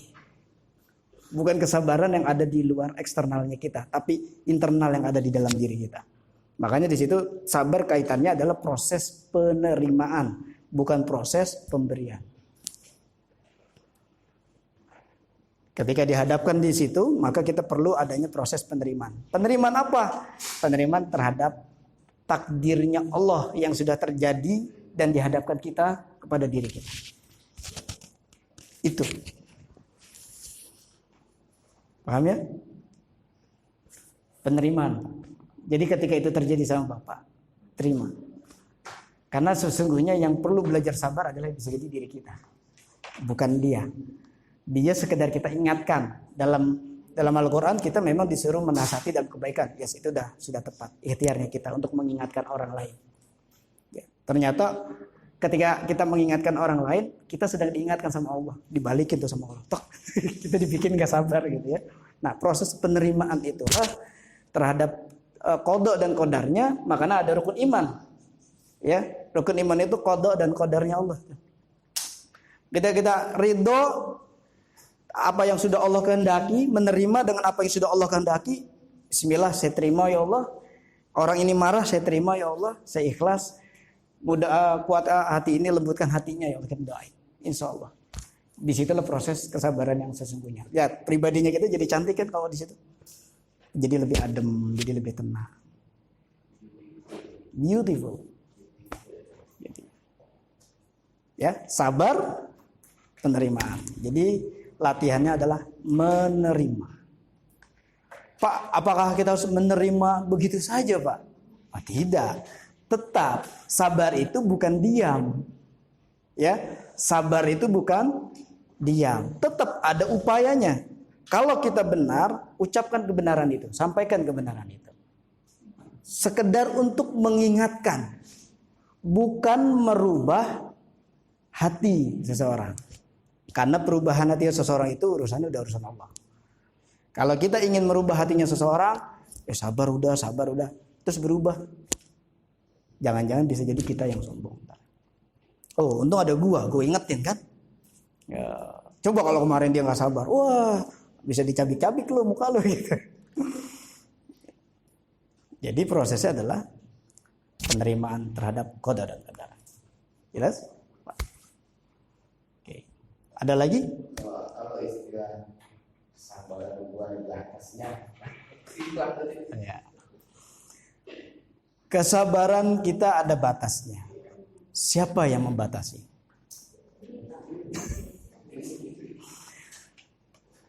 Dan apa yang membatasi Anda untuk sabar?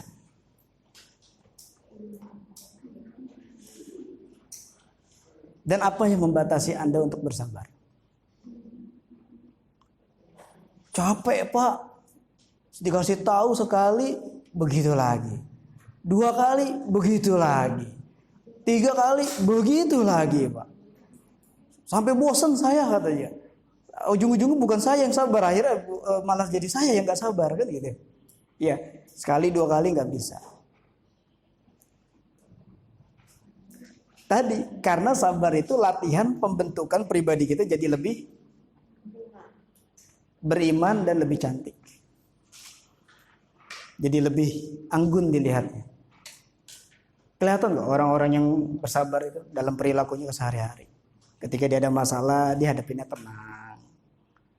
Cukup diperhatikan dulu, gitu kan. Dia lihat, dia analisa sama dia. Nggak reaktif. Kadang-kadang kita punya masalah aja cuma gara-gara miskomunikasi aja itu punya masalah. Betul ya? Nah, ini contoh nih, belum lama nih kejadian. Ya. Ada orang mau nikah. Ya. Ini mau nikah nih orang.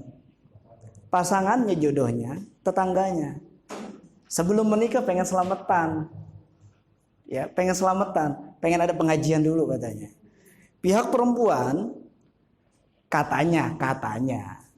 katanya sudah mengkonfirmasi, katanya kalau laki-laki ini nggak ada pengajian di rumahnya. Akhirnya karena dia tahu bahwa pihak laki-laki nggak ada pengajian di rumahnya, ya sudah berarti dari keluarga perempuan yang mengadakan pengajiannya di rumah.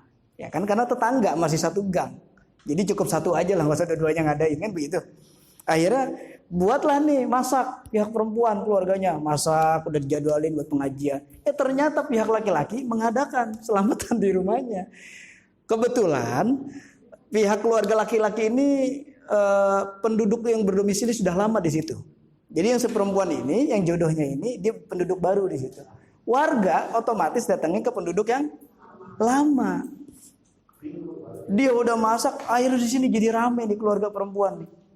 Kemarin bilangnya besok udah mau nikah, rame. Kalau sampai nggak nikah kan bahaya, lebih bahaya lagi. Bener gak? Perhatikan, ketika ada orang yang tidak bersabar, reaktifnya berbeda. Wah, begitu banget kemarin bilangnya begini. Yang dilihat masalahnya, merasa tidak dihargai, merasa begini terus aja. Ya, akhirnya apa? Ya sudah, kita datang nih, udah simpel aja, nggak usah disikapi yang macam-macam. Ini kan udah masak nih, banyak nih, ya. Bawa ke keluarga laki-laki, Bu, kurang nggak bikinnya? Kalau kurang nih saya tambahin. Kebetulan kita udah masak, udah nyiapin, biar kita tambahin. Iya, ada value di situ, ada poin plus di situ.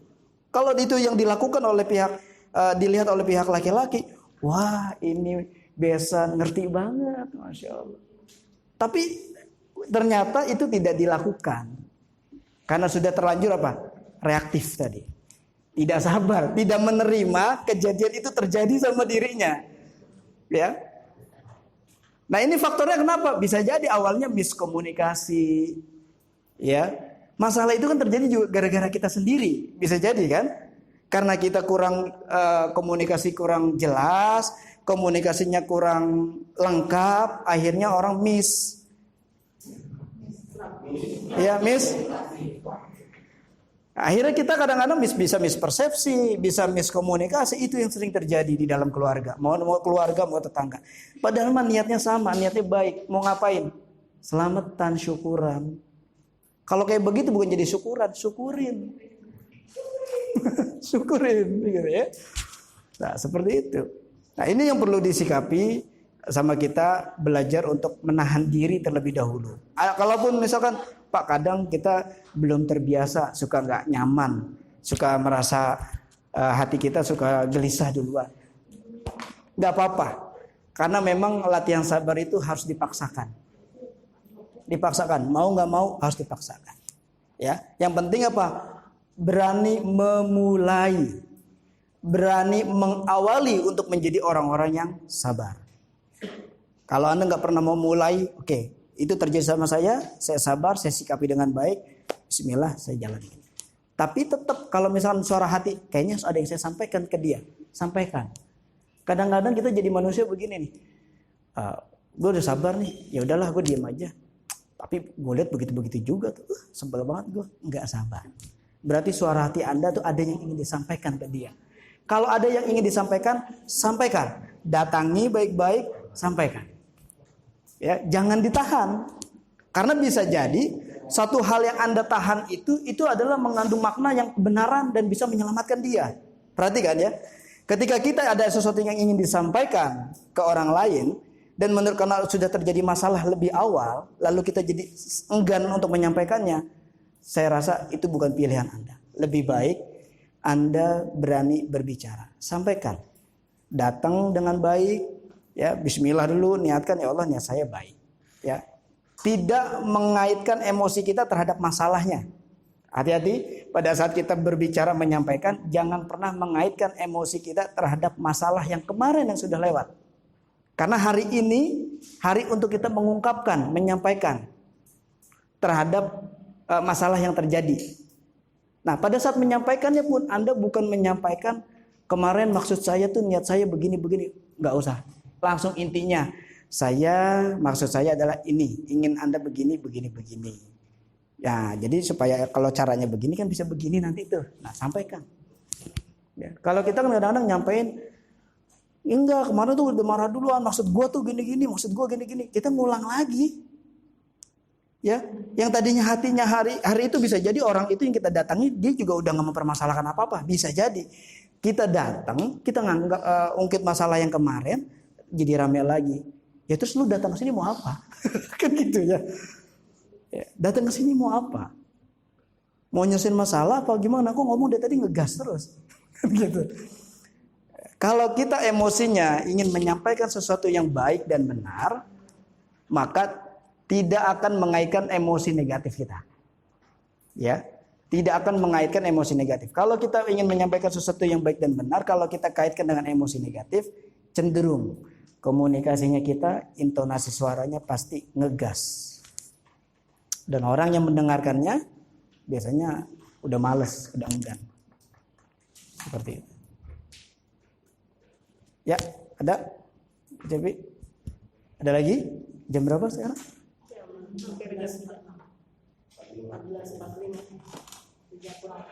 Ya. Silakan Pak, yang di belakang. Berarti kiat merawat kebahagiaan itu dengan kesabaran. Sabaran. Kesabaran itu dibentuk dari mana? Dari penerimaan. Jadi saling berkaitan. Ya. Dan tidak menuntut.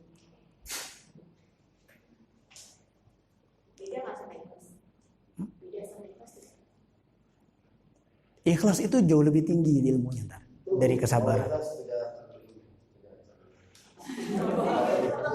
Kalau gini, tadi kan sabar. Sabar itu prosesnya penerimaan. Penerimaan terhadap apa yang sudah menjadi takdirnya Allah. Hal itu terjadi sama kita. Ya, ada orang marah-marah, ada orang ngomongin kita, terus kita denger gitu ya, terus kita terima, ya sudah. Kan saya juga baru dengarnya dari orang lain. Gak denger langsung kalau saya diomongin misalkan. Ya sudah, kita nerima tuh, kita istighfar, mungkin ada yang salah juga dari kita. Ya sudah, habis itu kita kalau memang besoknya kita dengar lagi, datangin. Nah itu proses sabar. Sabar itu gak diam, tetap ada ikhtiar. Karena bisa jadi ada orang yang bicarain kita, gibahin kita karena memang ada sikap kita yang salah, lalu dia menceritakan kesalahan kita ke orang lain. Sampaikan. Kalau memang ada kesalahan, khilafan saya sama Anda, saya minta maaf. Simple kok. Kita kalau punya masalah, punya salah, minta maaf, selesai masalah. Ngakuin masalahnya, ngakuin aja. Saya salah, saya minta maaf. Saya salah, saya minta maaf. Urusan dia tidak tidak memaafkan atau tidak itu bukan urusan kita. Ya. Karena gini, kalau kita berbuat baik, bahwa kita datang, kalau kita salah kita minta maaf, kita datang minta maaf gitu ya. Terus dianya minta maaf melulu, bilang gitu. Sudah. Intinya kita sudah berniat baik. Hukum energi tadi, kita sudah berpositif feeling. Ya. Karena dalam unsur pertobatan itu, nah ini dia bicara tentang pertobatan. Kalau dalam unsur pertobatan itu yang pertama kali kan kita harus minta maaf. Betul kan? Habis itu kita minta ampun. Ya. Makanya di Al-Qur'an itu selalu berkaitan, afuwun ghafur itu selalu berkaitan tuh di Al-Qur'an. Ya. Kita minta maaf, minta ampun di situ. Iya, ampun ya Allah sebagai pertobatan kita. Kita nggak mau gitu lagi. Kalau ada orang yang bilang, lu minta maaf mulu, ya mungkin dia mau jadi Firaun kecil yang tidak mau memaafkan orang lain, kan begitu. Dampaknya apa? Ya pasti akan berdampak negatif kepada orang yang seperti itu. Akan terlihat kok. Karena bicara energi tadi. Semua kita tuh kayak lagi disaring. Ya. Oh, yang ini bagus, yang ini enggak. Kalau kita mau masak nasi gitu ya, kan dibersihin dulu, dilihat diayak kalau kata orang Bekasi. Dilihat yang kotor dibuang. Seperti itu. Nah, itu pentingnya kesabaran, penerimaan di dalam diri. Ikhlas itu jauh lebih tinggi ilmunya. Setelah kesabaran, penerimaan, ada ikhlas. Ikhlas itu udah nggak perlu dibahas apa-apa lagi. Selesai, ikhlas saja. Itu jauh lebih powerful. Kalau Anda bisa merasakan ilmu ikhlas, itu jauh lebih powerful. Bedanya sama cuek apa Pak? Ya. Antara tadi ikhlas dengan cuek gitu. Bodoh Kalau amat. ada masalah, ayo.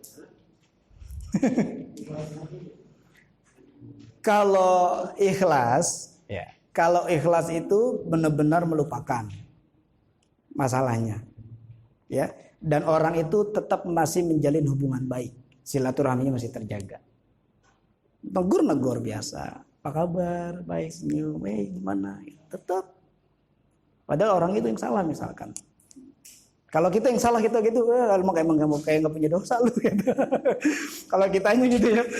Kalau kita yang buat salah gitu ya. Terus kitanya sosok baik gitu ya, nggak minta maaf, nggak apa, hei apa kabar, ya lu nggak maaf enggak, tau negor gue gitu, nggak merasa berdosa gitu. Tapi kalau orang itu bersalah, tapi kita tetap bicara tentang ikhlas, kita tetap mau menjalin silaturahmi, menjaga hubungan, walaupun orang itu nggak minta maaf. Bukti bahwa orang ikhlas itu Anda sudah memaafkan lebih dulu sebelum dia minta maaf. Anda jauh lebih bersabar lebih dulu daripada dia yang bersabar. Itu ikhlas. Kalau cuek itu ya mungkin kalau saya katakan ya positive thinking itu cuek ya. Cuek, sudah bodo amat. Tapi hatinya kita masih nyangkut sama masalah itu. Masih kadang-kadang bodo amat gue mah. Kadang itu suka gitu tuh tanpa sadar. Lagi ngomong sama teman, tapi kan lu pernah punya pengalaman gini. Udah gue mah gini, yang penting mah cuek aja. Perhatikan ya. Nya itu, itu kunci loh. Kunci bahwa kita belum memaafkan. Saya sering kali kalau mendengar kalau lagi ngobrol sama teman, lu kerja sama dia nggak kapok kalau nanti dibohongin lagi atau gimana? Ya udahlah itu kan udah masa lalu. Nya itu jadi pertanyaan menurut saya.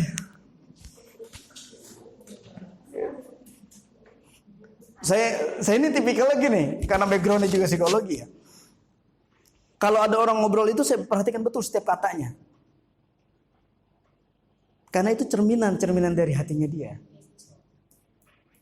Itu dari kata, gesturnya, intonasi suaranya. Karena apa? Karena bisa mengandung maknanya macam-macam. Ya, dia ngomong begini, tapi belum tentu sama dengan pikiran kita. Belum tentu. Apa yang kita pikirkan belum tentu sama apa yang orang lain pikirkan, betul kan? Ya, contoh misalkan nih, saya punya bunga mawar misalkan, baru kenal sama Bu Cepi. Ya, tiba-tiba baru kenal saya kasih bunga mawar. Bu Cepi ini buat Bu Cepi. Responnya gimana? Macam-macam pasti Bu Cepi. Gimana Bu? Naksir, ngegombal. Ini siapa gitu. Baru kenal udah ngasih bunga gitu kan. Macam-macam. Ya. Macam-macam di situ persepsinya. Maka kalau misalkan kita nggak bisa mengendalikan yang ada di luar diri kita, maka kendalikan yang ada di dalam diri kita. Ya, contoh misalkan mau berangkat ke sekolah, pagi-pagi udah hujan deras. Kita kan langsung, hujan. Waduh gede lagi, waduh banjir nih sekolah. Alhamdulillah gitu. Waduh jangan dong, ini kasihan di sekolah kalau lep terus gitu. Kalau misalnya lagi hujan gitu, aduh ini kok hujan gitu ya, saya mau berangkat jadinya segan. Kita tahu bahwa situasi yang di luar diri kita nggak bisa kita kendalikan, betul kan? Kita bisa mengendalikan hujan nggak? Enggak, bukan pawang hujan gitu juga. Gitu ya. Nah kalau kita nggak sanggup mengendalikan yang ada di luar diri kita, di eksternal diri kita, maka kendalikan yang ada di dalam diri kita. Oke, hujan itu berarti bisa mendatangkan rezeki. Ini bagian dari rahmat Allah. Kita baca doa, Allahumma shayyiban nafi'an. Saya akan berangkat, mudah-mudahan berangkatnya saya dalam kondisi hujan ini menjadikan perubahan saya jadi lebih baik lagi. Coba. Kita lebih banyak menuntut eksternal yang ada di dalam diri, di luar diri kita, agar bisa sesuai dengan apa yang ada di dalam diri kita. Itu yang tadi saya bilang. Maka kita kalau kondisi seperti itu kita sedang merusak kebahagiaan diri kita. Karena apa? Hanya nuntut. Bagi yang belum menikah, bagi yang baru menikah, yang baru usia pernikahannya 1-5 tahun atau yang sudah menikah sudah lama, walaupun masalah prinsip gitu. Maksudnya gini, saya suka ada yang orang curhat di rumah tangga itu cuma bilang sabar. Padahal kalau dari kacamata saya itu adalah prinsip. Contoh misalnya dari nafsahin, misalnya kayak gitu. Waduh, kalau saya dengar kajian misalnya suami itu tidak dijalankan, berhak untuk minta cerai. Tapi kalau lihat dari ayatnya yang Siti Asiyah itu kan, bagaimana Firaun seperti Tuhan, dia sabar sampai Allah jaminkan juga. Nah, itu gimana ya sikap seorang istri yang mendekati suaminya seperti itu gitu? Bertahun-tahun nggak pernah dinafkahi. Nggak menafkahi. Bahkan dia nafkahin. Ya, karena saya bilang Ustaz, saya kan sabar. Kalau ada apa ke suami gitu. Oh ya, ini juga penting ya. Gimana? Ini Masih dulu. Iya, banyak orang curhat-curhat kayak gitu. berarti udah dipercaya kan kalau kayak gitu. Karena kalau gini, kalau banyak orang yang bercerita sama kita, meskipun orangnya usianya sudah tua, tapi kitanya masih muda, tapi banyak yang datang sama kita, itu menunjukkan bahwa bisa jadi kita sudah bijak terhadap masalah. Ya. Iya, meskipun belum semuanya ya, semuanya dalam aspek kehidupannya gitu, tapi bisa jadi dalam aspek-aspek tertentu dia sudah bijak. Nah, latihan sabar itu menjadikan pribadi kita jadi lebih bijaksana ya, terhadap masalah. Nah, penting juga buat teman-teman ketika ada teman yang curhat, ini perlu hati-hati karena jangan sampai gini, Anda perlu punya sikap yang bijaksana. Jangan sampai kebawa kesulut dengan curhatnya orang. Karena sama-sama perempuan, contoh ini paling sering terjadi. Sama klien saya sering terjadi. Masalahnya sama orang lain, tapi gara-gara dia kecemplung ke dalamnya, jadi pusing dia, stres. Akhirnya dia yang konsultasi sama saya, bukan orang keluarga yang punya masalah. Ya, contoh nih misalkan, ini ada keluarga punya masalah. Ini cerita dari klien saya, ya, cerita dari klien saya. Keluarga ini punya masalah, suaminya mirip seperti apa yang Bu Cepi ceritakan. Katanya tidak menafkahi, katanya. Ini kan dari keluarga ke dia, ke klien saya, baru ke saya. Jauh sekali kan gitu ya. Bisa banyak informasi yang terputus. Kalau dalam hadis sana tuh bisa jadi terputus, jadi nggak sahih kan gitu kan. Nah, dia bilang dari klien saya cerita bahwa suaminya, temannya itu tidak memberi nafkah. Sampai akhirnya menikah lagi, poligami. Buat sebagian perempuan, poligami itu sangat ditolak. Marah luar biasa istrinya, nggak suka. Nah, karena istrinya marah, curhat sama klien saya yang ini, wanita juga. Klien saya yang ini karena punya prinsip tadi, kalau Bu Cep ini bicara tentang prinsip nih, punya prinsipnya sama. Saya yakin, saya percaya dengan adanya ayat poligami, tapi saya nggak setuju dengan adanya ayat poligami. Sah-sah aja, nggak salah. Tapi karena prinsipnya tersentuh sesama wanita, kebawa emosi, nyemplung dari dalamnya masalah itu. Akhirnya bukannya menengahkan masalah keluarga temannya, dia jadi kesulut. Wah, emang laki lu tuh, emang begini-begini. Lah hancur nih keluarga. Nah, bahasanya kita apa? Jadi kompor. Hati-hati, ketika kita punya prinsip, jangan dicemplungin prinsipnya kita ke situ gitu loh. Ya. Terus kalau misalkan Pak, tapi ini masalahnya kalau ada orang yang kayak tadi gitu, kalau ada orang yang curhat sama kita, lakinya sudah nggak menafkahi. Ada baiknya kita pakai the power of question, kekuatan pertanyaan. Bukan kita menerima dia, lalu kita nggak ngasih feedback apa-apa. Nah, ini dalam prinsip komunikasi, kasih feedback, kasih pertanyaan. Sudah berapa lama suami lu tidak menafkahi lu? Nafkah seperti apa sih yang tidak dinafkahi oleh lu? Oleh suami terhadap lu? Bisa kita bagi kan? Karena orang ketika berbicara suami gue nggak nafkahin gue, itu bahasanya ambigu loh. Orang bisa menangkapnya, bisa persepsinya macam-macam.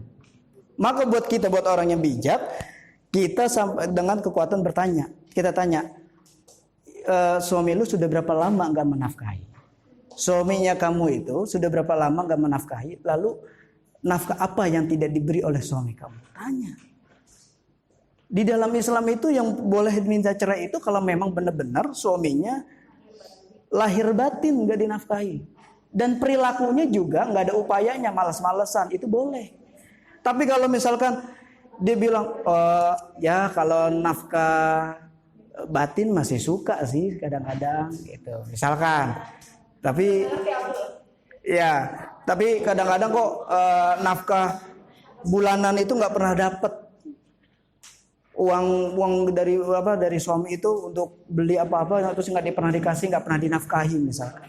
Nah, kalau itu yang jadi masalah, tanya. Tapi suaminya kamu ini sebenarnya dalam mencari nafkah, bicara tentang mencari rezeki, itu sudah seoptimal apa? Sudah upayanya udah maksimal belum? Tanya sama dia. Jangan kita langsung kesambar misalkan.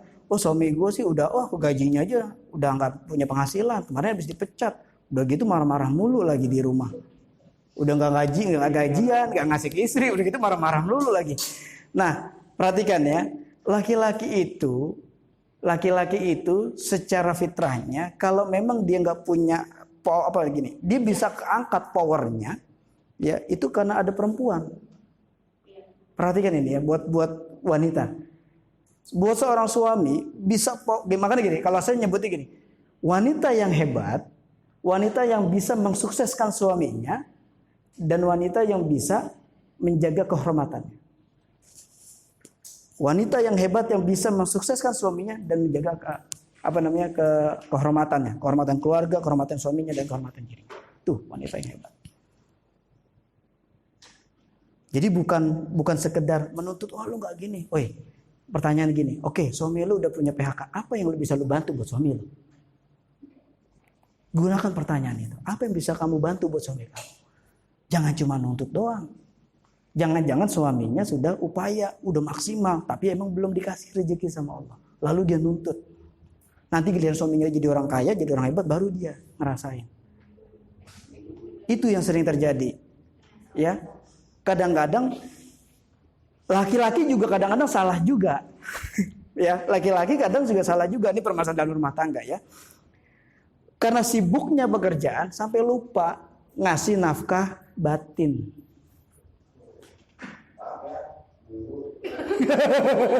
Maaf Ibu.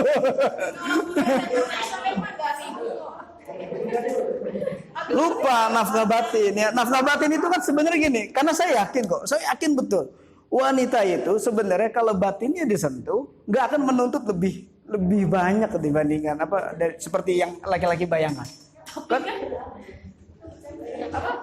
wanita bukan materialistis tapi realistis, butuh uang juga sih ya.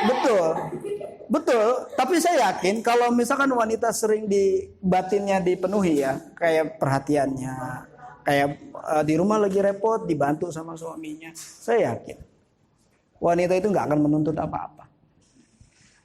Dia malah akan mendukung. Ayo ayah kan kemarin baru di PHK.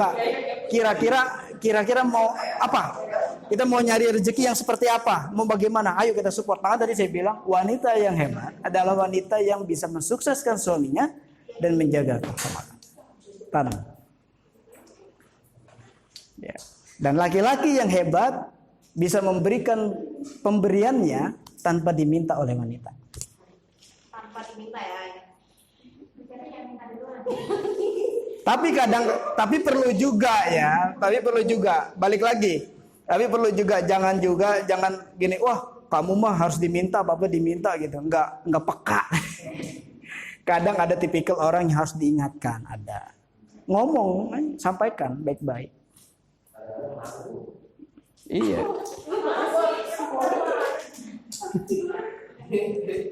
Kalau belum menikah nggak malu, kalau udah nikah malah malu ya, gengsinya gede gitu. Itu juga saya heran itu. Nah, itu kalau dalam rumah tangga gini, karena kadang gini, kita punya tujuannya sama dalam sebuah pernikahan, tujuannya sama, ekonomi membaik, hubungan makin hangat, makin harmonis, makin mesra, ya kan? Hubungannya bagus, niatnya sama, tapi karena cara berpikirnya berbeda, lalu tidak pakai konsep penerimaan tadi. Saya terima kekurangannya dia, saya tutupi kekurangannya dia, ya mau istri mau suami. Nah ini akhirnya nggak balance. Kalau dia nggak mau menutupi kekurangan pasangannya, ini nggak akan balance. Dalam rumah tangga pasti terjadi keributan. Dampaknya kemana? Ke anak nanti. Dampaknya ke anak. Klien saya ada wanita pekerja keras. Sampai-sampai posisi jabatannya itu GM di perusahaan Eropa, suaminya posisinya manajer, tapi di beda perusahaan. Kalau secara struktural antara GM sama manajer itu tinggian GM. Secara karir istrinya jauh lebih hebat. Yang jadi masalah, ke-GM-annya ini dibawa sampai rumah. Ngomong sama suami udah kayak pemimpin di perusahaan. Suami harga dirinya merasa jatuh. Akhirnya cuma gara-gara miskomunikasi seperti itu, masalah harga diri jadi masalah. Dan apa yang terjadi ketika ibu mau bantu suami ibu mensukseskan? Nah, ini memang juga perlu kehati-hatian buat teman-teman yang wanita ya, yang perempuan. Ketika sudah berkarir bagus, perlu dijaga kebahagiaannya. Jangan sampai dirusak dengan cara sikapnya kita. Kadang wanita karir itu kalau sudah hebat, menjadi wanita karir yang hebat, mau apapun profesinya, kadang kalau dia sudah bisa punya penghasilan sendiri, mohon maaf, dia nggak butuh suami. Artinya dalam konteks nggak butuh suami itu begini. Sudahlah, orang saya bisa kok beli apa-apa tanpa ada kamu. Saya bisa ngerjain apa-apa tanpa adanya kamu. Suami itu nggak dilihat. Nah, itu jadi masalah. Berarti dia sedang menghancurkan kebahagiaan dalam rumah tangga. Dia tidak merawat kebahagiaan itu. Ya. Nah, ini yang perlu hati-hati. Nah, itu ujian wanita karir di situ ujiannya. Jadi perlu disikapi. Berkarirlah, berprestasilah, tapi tetap ingat fitrahnya sebagai laki-laki dan perempuan, jalani kewajibannya terlebih dahulu, jangan pernah menuntut haknya terlebih dahulu. Ya, kita ini suka nakal nih kalau di hadapan Allah nih. Kita suka nakal di hadapan Allah tuh. Ya, kita suka nakal di hadapan Allah. Kalau misalkan ya Allah, saya pengen keluarga jadi lebih baik, jadi lebih bagus. Allah kabulin. Ya giliran udah dikabulin, kita nggak merawat keharmonisan itu. Kita nggak jaga keharmonisan itu. Ya Allah, perbaiki rezeki saya. Udah dikasih, tapi kita nggak rawat keberkahan rezekinya itu. Ya, hasilnya apa? Kita sedang merusak kebahagiaan tanpa kita sadari. Nah, itu jangka panjang, efeknya itu nanti nggak bisa dilihat sekarang, tapi nanti. Oke, baik. Ada lagi? Cukup? Baik buat teman-teman semua. Nah, saya suka begini, cukup 2 slide. Selesai semua. Ya. Tapi saya buat 6 slide di situ ya. Ada 6. Tapi udah saya jelaskan semua tadi. Ya. Nah, buat teman-teman semua, sama-sama mulai hari ini kita rawat kebahagiaan yang sudah Allah kasih. Andaikan teman-teman semua sedang dihadapkan dengan sebuah masalah, yakinlah bahwa masalah yang datang kepada diri Anda sedang memuliakan diri Anda dan keluarga. Ya. Jadi sikapi datangnya kemuliaan itu dengan cara yang baik, bukan dengan cara yang tidak baik. Kalau kita hadapkan kemuliaan, kebaikan mau datang nih, tapi kita hadapkan dengan yang tidak baik, maka kemuliaan itu tidak akan datang. Jadi kita jaga kemuliaan yang akan datang sama diri kita.